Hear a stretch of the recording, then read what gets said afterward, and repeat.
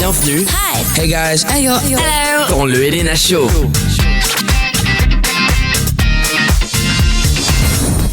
Bonjour à tous et bienvenue dans l'épisode 2 du Elena Show. On se retrouve toujours donc dans ce décor entre la forêt et les tropiques. Et tout de suite, on accueille notre invité du jour. Aujourd'hui, Elena reçoit Sarah Lélé.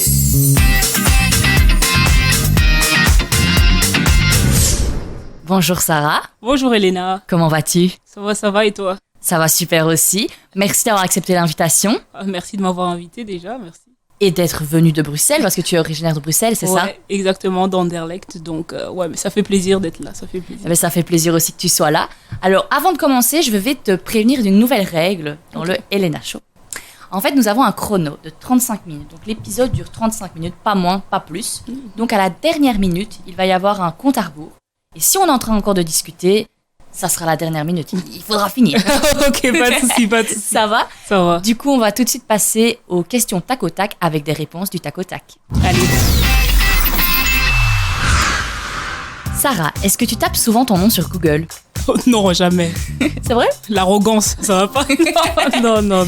Quel est ton pire défaut ? Défaut, pardon. Mon pire défaut, je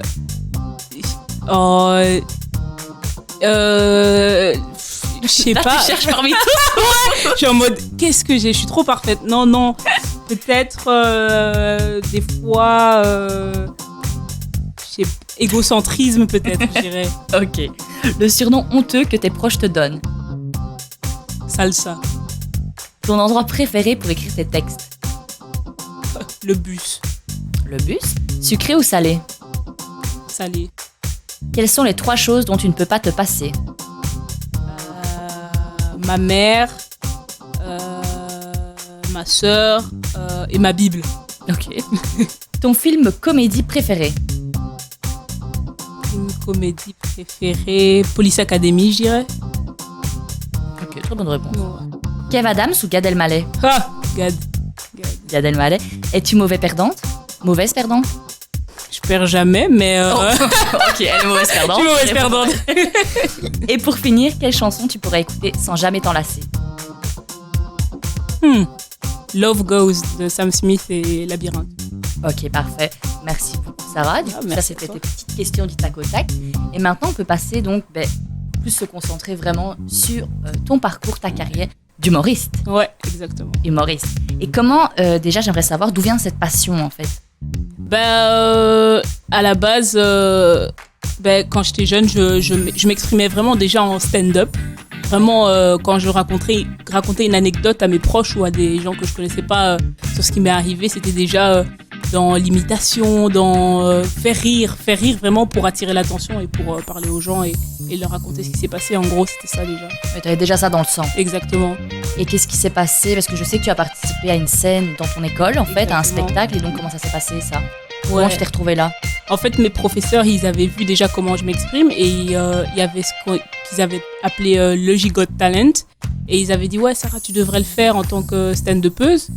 Mais moi, je voulais pas trop parce qu'il y avait que des chanteurs et des danseurs. La plupart du temps, oui. Ouais, j'avais la flemme de concourir avec des gens, des arts plus connus, des arts plus aimés, on va dire. Surtout qu'ils n'ont rien à voir aussi. C'est ça. Et mais je l'ai quand même fait et tout le monde a liké. Et moi aussi, j'ai adoré être sur scène et je trouvais que c'était enrichissant. Trop bien. Ouais, c'était trop bien. J'aimais beaucoup être sur scène et j'aimais bien le contact avec le public et le fait qu'il y ait que moi qui parle et que j'ai le pouvoir et tout, c'était trop bien. T'as trouvé ta vocation. Vraiment. Et du coup, voilà. Mais d'ailleurs, c'est marrant parce que souvent, dans les classes, il y a toujours quelqu'un un peu plus rigolo qui fait rire tout le monde. Et par rapport au contraire de toi dans ton école où on t'a conseillé du coup de faire ce spectacle à l'école, des fois c'est plutôt la cible des profs en fait qui vont être ça va un peu les ennuyer qu'il y ait quelqu'un comme ça qui fait toujours rire. Mais toi ça va pas du tout été le cas. Pas du tout, parce que je faisais rire les profs aussi. En fait c'était un truc de malade. Des fois je les imitais mais juste devant eux quoi. C'était limite de l'arrogance. Vraiment j'étais en genre je me foutais de leur gueule et tout. Mais ils adoraient. En fait c'était bon enfant, j'étais jeune et je voulais aussi être cool avec eux et donc ils l'ont vraiment. La majorité des profs le prenaient bien, ils étaient en mode oh c'est sa personne et ça en fait je crois j'ose dire que j'étais le genre de personne quand t'es malade ça se remarque.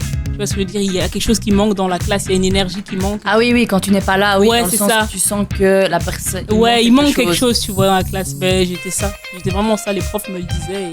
Et même quand j'étais mal en cours, les profs le remarquaient vite. Et voilà, quoi. Oui, donc il n'y avait pas du tout une ambiance, l'élève qui fait le bordel à tous les Non, coups. non. Enfin, je faisais le bordel et des fois, ça les énervait, mais quand ils me parlaient de manière claire et tout, ben, je disais, ok, peut-être je devrais...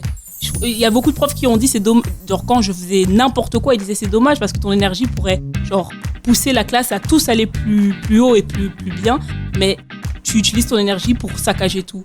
Et un jour, une prof m'a dit ça et j'ai dit, ah ok, ben, je vais faire en sorte que mon énergie en fait aide tout le monde au lieu de faire n'importe quoi. Mais du coup, on peut clairement dire que tu as eu aussi de la chance de rencontrer peut-être ce prof. Ouais. J'ai Franchement. eu pas mal de profs qui ont été incroyables avec moi. J'en vois vraiment 2-3 dans ma tête qui m'ont vraiment poussé beaucoup. D'autres, franchement, je les déteste. Mais comme tout le monde, là. comme tous tout les le monde, profs, ouais, vraiment. Mais 2-3, franchement, qui m'ont soutenu et qui me soutiennent encore aujourd'hui. Donc, c'est un truc incroyable. Et donc, ce spectacle à l'école, c'était quand tu avais quel âge? Tu as dit 13 ans quand je suis montée pour la première fois. 13 ans et après, j'en ai encore fait un 14 ans. Et donc, après, tout s'est enchaîné. Ouais. Et surtout, tu as fait ta première scène. Parce que donc là, tu viens de Bruxelles. Ouais. Mais nous sommes ici pour l'enregistrement. Nous sommes à Marcinelle, À Marcinelle. Charleroi. Ouais. Et ta première scène Ouais, est à 500 mètres d'ici. Ouais. Mon premier plateau de stand-up, c'était à Marcinelle. C'était La Ruche Théâtre. La Ruche c'est Théâtre, ça. ouais. Avec Soum, il y avait Dena, il y avait beaucoup d'humoristes et tout. C'était mon premier plateau. Et je me rappelle avoir fait une scène. Et ça, c'est plutôt incroyable. J'ai fait une scène. J'ai fait la première partie de certains chanteurs africains au centre culturel Duc, un peu avant. Et après, j'ai été invitée. Un peu avant? Ouais. Du coup, c'est comme si ça n'avait jamais existé. Tu as fait ta première scène à Bah, Charleroi. c'était Marcinelle. Ok, Marcinelle à mon... Tu es revenu à la source Ouais. du début. Ça va? Exactement. En plus, c'est littéralement. Ouais, 500 je mètres. suis passée devant. Et du coup, comment ça s'est passé en fait là-bas? À Marcinelle. Parce que du coup, c'était ta première. Enfin, non, du coup, c'était peut-être pas ta première fois vu que tu parlais à Ouais. eux. Mais en général, quand même, ça se passe comment le fait que là, tu as vraiment été confronté à un public qui était autre que les parents du spectacle, les Ouais, parents c'est d'élèves? ça. Surtout qu'à Marcinelle, c'était aussi la première fois que je jouais avec d'autres humoristes, en fait. Et c'est tout un autre truc parce que tu vois le talent des autres. Mhm. Et vraiment, 2 minutes avant la scène, tu te dis, ouf, peut-être que je suis vraiment nulle, en fait. Et du coup, je suis montée sur scène et ça s'est plutôt bien passé, en fait. Mais j'étais à l'aise, j'étais en mode, j'ai rien à perdre. J'ai vraiment rien à perdre. Non, Au c'est pire, sûr. je monte et je suis nulle et on me dit... Et plus jamais je monte sur scène, mais je suis montée et en descendant, les autres humoristes qui étaient beaucoup plus vieux que moi, en fait, ils me disaient, mais t'es hyper forte, viens à Bruxelles et tout. Et j'ai eu beaucoup de soutien de ces humoristes-là et même aujourd'hui, j'ai encore du soutien de ces humoristes-là et donc c'est vraiment incroyable. Et donc, ta scène s'est bien passée. Ouais, ça s'est super bien passé. C'est parce que nous, les Carolos, Ouais, on mais rigole vous avez facilement. l'un des meilleurs publics. Hein. C'est vrai? Ouais, vous et les Liégeois, vous avez les meilleurs publics. Je l'entends, je le retiens. je garde. Tu peux. Mais du coup, après, qu'est-ce qui se passe en fait? Toi, tu retournes donc à Bruxelles Ouais. et là, tu vas te lancer parce que tu veux vraiment en faire plus. Est-ce que à ce moment-là, tu te dis c'est un hobby, c'est une passion sur le côté, ou est-ce que tu te dis allez, je vais persévérer, pourquoi pas en faire plus tard mon métier? Hein. Tu te dis quoi à ce Mais moment-là? en fait, du coup, à ce moment-là, j'avais déjà déménagé. Donc, j'étais déjà à Braine-le-Château, en fait, du coup. Et quand ils m'ont dit, venez à Bruxelles pour jouer, je me suis dit, ok, je vais aller jouer, on va aller tester et tout. Et donc, j'étais la plus jeune dans la troupe du What the Fun, justement, à jouer dans les bars et tout. Mais je me disais vraiment, comme j'étais encore en secondaire, j'étais en 3e ou 4e. Donc, t'étais encore très jeune. Ouais, j'étais encore très jeune. Dans ma tête, j'osais même pas me dire, ouais, ce sera mon métier. Enfin, c'était pas du tout ça, en fait. C'est vraiment genre, juste joue. Fais-le vraiment pour le fun. Et même maintenant, je le dis encore, joue jusqu'à ce que ça t'ennuie, en fait. Joue vraiment. Et ouais, c'était vraiment pour le fun. Et même maintenant, c'est encore toujours pour le fun. C'est juste que, ouais, voilà, c'est vraiment pour le fun. Après, c'est peut-être ça aussi le secret, c'est que ça reste toujours pour le Ouais, fun. c'est ça. Donc tu peux pas vraiment t'en lasser. C'est ça. J'aime pas la pression. Je veux juste le faire pour le fun, dire ce que j'ai envie. Et puis, le jour où j'ai plus envie, même si c'est genre demain, j'aurai plus envie de le faire, j'arrête. Et après demain, j'ai envie de le refaire, je le refais. Tu vois ce que je veux juste avec le feeling, quoi. Alors, il faut. Tu m'avais expliqué aussi, parce qu'on s'est eu Mhm. avant, aujourd'hui, on s'est eu au téléphone. Ouais. Tu m'avais expliqué qu'à Bruxelles, Mhm. les gens ne vont pas forcément au comedy club. Ouais, Et donc, ça. c'est les humoristes qui viennent aux Ouais, gens, ouais. au public. Ouais. Et comment tu expliquerais ça? Je crois que le public belge n'est pas encore habitué au stand-up, en fait. En vrai, je crois qu'il y n'y a pas encore cette culture du stand-up comme il y a aux États-Unis Oui. et même à Paris, tu vois ce que je veux dire. À Paris, ils sont là, ils sont prêts à payer vraiment 20 € pour voir des stand-uppers, tu vois. Aussi parce qu'on n'a pas forcément énormément de stand-uppers, tu vois ce que je veux dire. Il y en a quelques-uns qui sortent du lot, mais on n'en a pas énormément.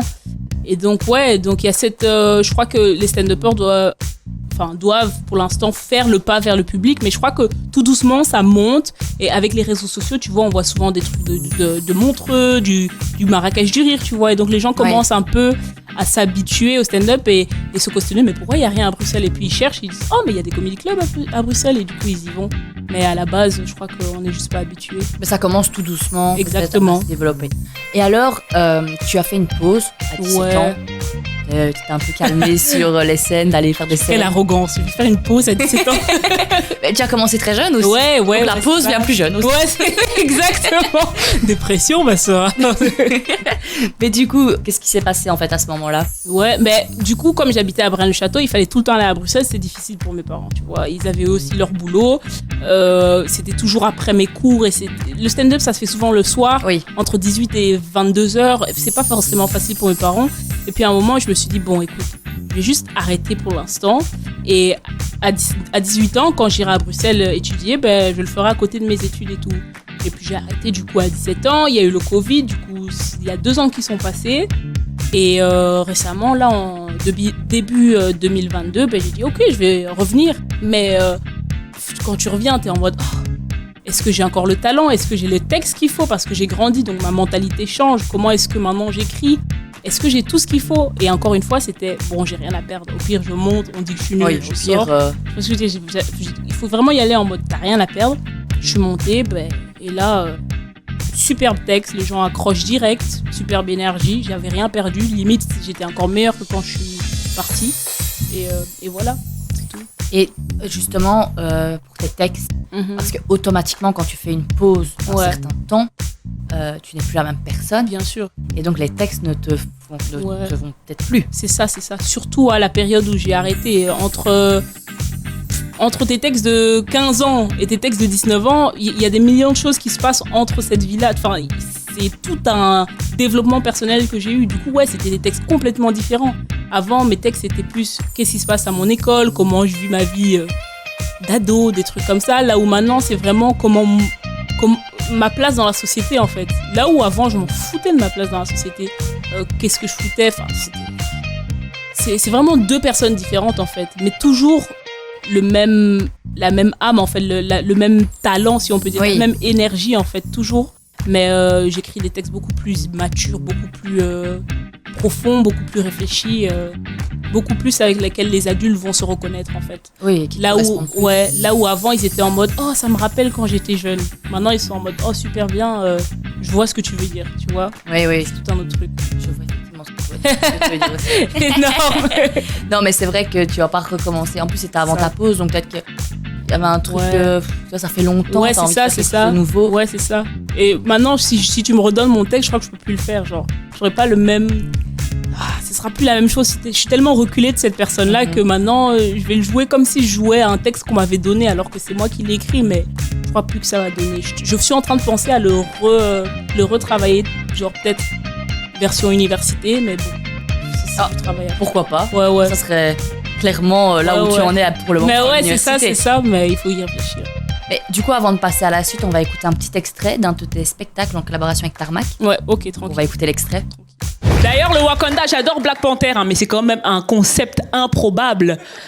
Vous avez déjà vu, vous, un pays d'Afrique qui utilise ses propres ressources pour le bien de son pays? Ça n'existe pas. Le seul pays qui fait ça, je crois, c'est l'Afrique du Sud. Mais il n'y a que des Blancs en Afrique du Sud. L'Afrique du Sud, seul pays africain qui s'inscrit à l'équitation aux Jeux Olympiques. Aucun Noir qui se respecte ne s'inscrit à l'équitation. La viande, c'est de la viande. Alors du coup, on va parler de cet extrait avec Tarmac. Ouais. Comment ça s'est passé déjà? Donc t'as été contacté comment? Mais vraiment très peu de temps après que j'ai recommencé le stand-up, comme je t'ai dit, c'est allé hyper vite. Genre, je jouais dans un bar avec, à la rue Haute, ça s'appelle Le Réservoir, un super bon bar et tout. Et j'étais là, Franchement, j'étais stressée. Il y avait Cody, moi j'adore Cody et tout. Du coup, j'étais un peu stressée, mais j'étais en mode bon, on monte sur scène, comme d'habitude, rien à perdre. Et je fais mon texte et tout. Et il y avait, je crois, des producteurs de Tarmac et des gens qui travaillaient avec Tarmac et qui étaient présents. Et le soir même, à minuit, je reçois le message. Mais genre, je suis rentrée chez moi à 23h, minuit, je reçois vas-y, faut trop que tu viennes à Tarmac et tout, on va tourner dans 2 semaines et tout. J'étais en mode ok. Du coup, je suis allée à Tarmac et tout. Et j'ai filmé, genre il y avait plein d'humoristes, en fait Tarmac, il y a plein d'humoristes qui se suivent à la chaîne et tout. Tu vois des super bons humoristes, des super talentueux. Il y avait Edgar Yves quand même, il y avait Tani et tout. Moi j'étais en mode, qu'est-ce que je fous ici? Vraiment, t'as 19 ans, t'as des gens qui ont 10 ans d'expérience. Mais bon voilà, j'ai fait ce que j'avais à faire et puis voilà. Et ça a été quoi après parce que comme on en parlait un peu en backstage, en behind the scenes, on parlait en fait sur les réseaux sociaux, et que des fois c'est peut-être les extraits, les gens, et comme ils les voyaient hors du contexte, ils ne voyaient pas tout l'ensemble. Ouais. Ben, déjà, le truc c'est que Tarmac m'avait dit entre 3 et 5 minutes. Donc moi j'écris toujours 12 minutes de texte. Enfin c'est 12 ou 15 minutes. Donc 3 et 5 minutes de texte, enfin, c'est rien, on se rend pas compte, mais c'est rien de tout ton texte. Et moi, j'ai un texte vraiment qui se suit, qui a toute une réflexion derrière et tout. Et quand tu me demandes 3 ou 5 minutes de texte, en fait, je te mets que les punchlines. Mais les punchlines sont tous la réflexion qu'il y a avant, les gens vont pas forcément comprendre. Ouais, tu vois. Et en plus de ça, si tu veux que ça passe sur Instagram ou TikTok, il faut pas que ça dure 5 minutes, tu vois. Les trucs comme ça, il faut 5 secondes. Il faut que les gens, ils prennent et ils likent et ils commentent vite fait. Et donc, il faut les punchlines les plus aigus et les plus pointus. Et donc, forcément, un texte comme celui-là où il y a une réflexion et que tu prends que le petite punchline, les gens, ils vont rien comprendre. Et je reçois tout le temps des trucs, non, mais c'est raciste. Non, mais t'es adoptéophobe. Adoptéophobe, c'est pas un mot qui existe, ça. Les gens inventent des mots vraiment pour m'insulter. Et t'as envie de leur répondre, mais tu sais, va juste voir la vidéo complète, tu vas comprendre. Mais c'est ça, mais alors c'est un cercle vicieux. Mais ouais, c'est ça, et puis t'es là à débattre, je suis en mode, tu sais quoi, bon, si tu le penses vraiment, tranquille, je respecte ton avis, tu vois. Mais de toute façon, toi, tu sais ce que vaut ton mais texte. C'est ça. Et il y a plein de gens qui ont kiffé à côté. C'est ça. Juste quelques-uns comme ça qui n'ont rien compris. Ça. Mais je comprends en même temps, parce qu'on est sur un truc de Instagram, TikTok, il faut que ça aille vite, il faut que je puisse comprendre vite fait la blague et vite rire. Mais voilà quoi, si j'avais fait une blague très pensée, qui aurait fait 5 secondes, ils auraient dit ouais, mais c'est nul, elle est nulle. Tu vois ce que je veux dire? J'aurais toujours été critiquée dans tous les cas. Il y a toujours quelqu'un qui va dire quelque chose. Donc autant j'ai fait ma vidéo, certains ont compris, tant mieux, si pas. Comme tu dis, tant pis. Ouais. Et justement, nous, on va passer au jeu du jour. Oh, nice. On va découvrir tout de suite. Super. Le Elena Show. Le Elena Show. Bon, le moment est venu, Sarah. de jouer à What's in the Box. Okay. Donc, un jeu qu'on a beaucoup vu sur YouTube. Ouais. Donc, le but du jeu, c'est... On a une boîte qui a été réalisée. Merci à ma belle-mère et son fils, donc, qui ont réalisé cette boîte. Qui l'ont mis en couleur, dans les belles couleurs comme ça, du Elena Show. Est-ce que tu es prête? Ouais, grave. Ça va aller? T'as pas un peu peur? Parce que pour l'anecdote, pour que tout le monde le sache, il faut savoir que Olivier a été chercher des trucs dans un magasin animalier. Elle a du mal à y croire, mais moi je vous le dis, c'est la vérité. Bon, c'est parti, et 3 chacun, et c'est Olivier qui a choisi ce qu'on allait avoir. C'est parti, let's go. Ça n'a pas intérêt à être... C'est quoi ça? Non. C'est quoi ce truc? Oula. Mais what the fuck? C'est quoi? On dirait genre du croissant. Un croissant. Ah, un croissant. C'est un truc à manger de tout. Non. Même pas? Animalier mort? C'est un peu genre... C'est quoi ça?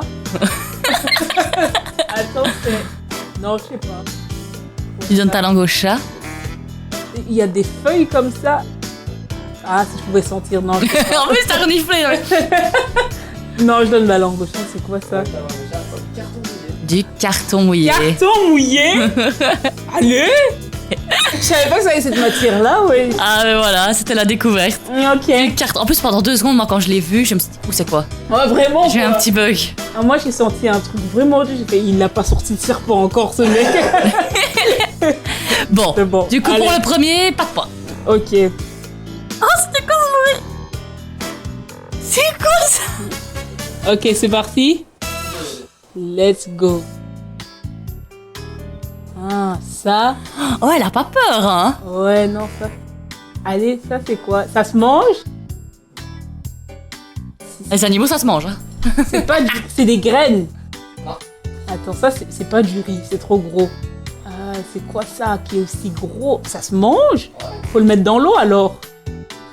Faut le cuire. Ça se cuit, Ah ouais. C'est pas du quinoa. Quoi ça? Ah, je sais pas. C'est rond comme Oh. ça. Non mais c'est un truc de blanc d'office. Moi je mange pas ces trucs là d'office. Pour le moment, 0 point. Hein. Allez.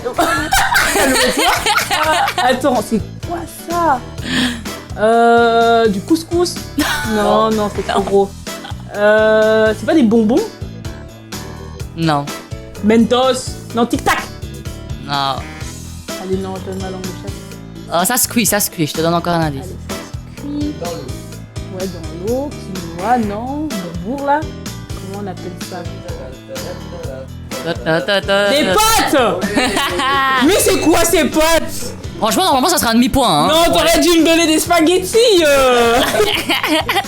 Allez, un point pour Sarah. C'est le Ok. dernier point qui peut arriver. On referme les yeux.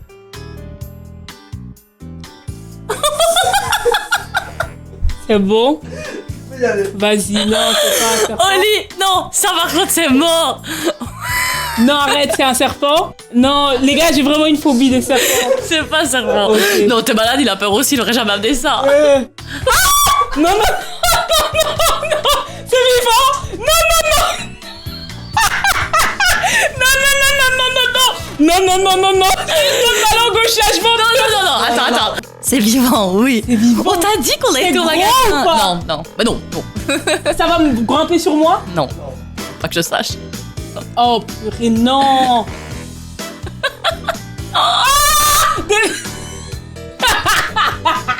Des verres, des verres, des verres! Oli, t'as acheté des verres. Oh, purée. Oh là là. En plus, moi, vraiment, j'ai vu, je me suis dit. Hey, les gars, j'ai eu un pic de sueur, je dis merde! Oh non! Oh là là, bon. Let's do this. Bah, ça te fait quand même 2. Et encore heureux qu'après on t'a remotivé, hein. Sinon t'es qu'à un point. C'est failli! À toi, vas-y, on verra Bon. si c'est drôle. Let's go. Du coup, Sarah. À toi, alors? Super. 2 points pour Sarah. Et moi, je suis encore dans la compète. Ça commence. C'est parti, c'est parti. Ça va, Sarah, elle est bien, elle est chill. Ouais, ça va, je panique pas, mais bonne chance. Tu sais que rien que mettre mes mains dans la voiture avec vomir. Tu sais, ça me fait quoi comme sensation quand je fais ça? Ouais. Tu vois quand t'es sur un balcon très haut et que tu mets ton téléphone comme ça, et t'as ton téléphone. Oh. J'ai la sensation là. Oh, attends, je... Voir les autres. Et toi, t'as les d'un coup. Est-ce que c'est vivant? Tout à l'heure, j'ai fait monsieur une assiette. Oh!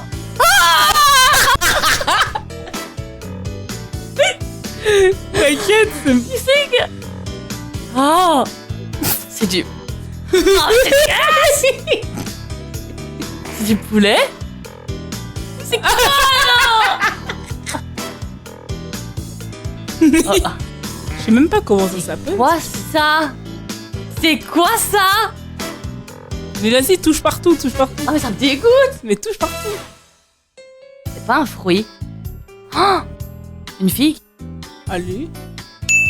Purée. Ah.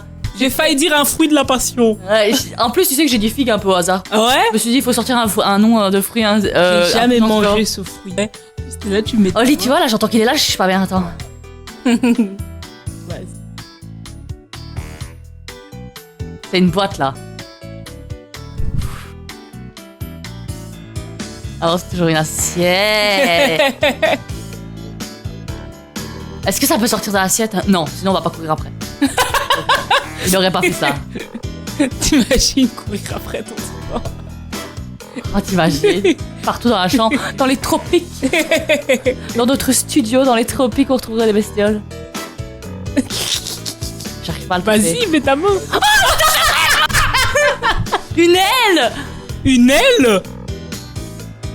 Vas-y, vas-y. Non, je peux pas, attends.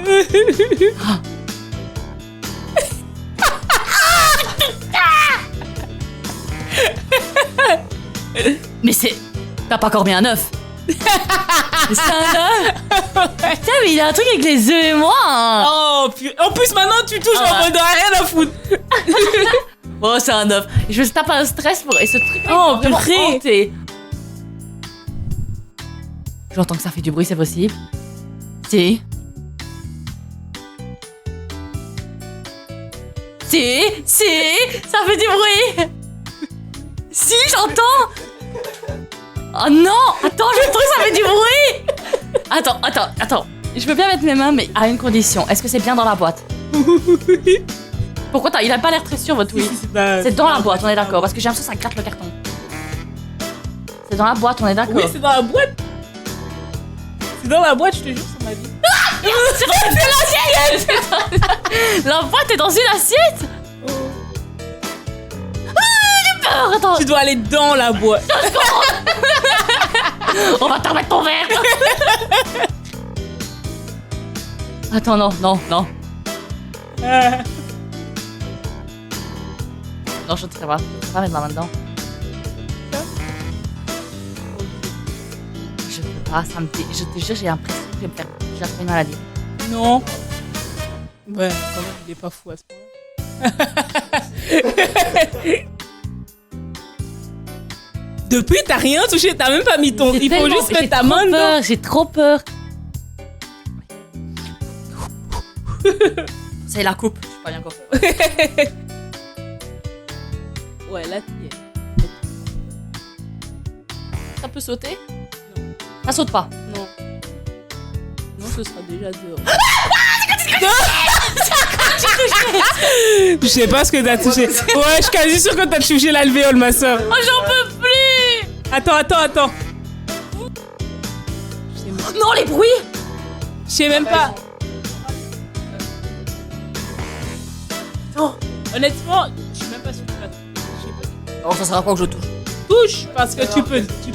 Ah putain, c'est là-bas. Là, c'est que la boîte, ma soeur. Tu dois aller dedans, ne touche pas la boîte parce qu'on sait pas si ça va. Attends, bouger à fond. Il y en a partout? Alors je touche où? En fait, ils sont dans la boîte. C'est comme moi. Ils sont dans la boîte. Faut aller dedans. C'est pas facile! Je sais! Moi non plus, je voulais pas. Mais j'ai fait comme ça et puis j'ai dit des verres.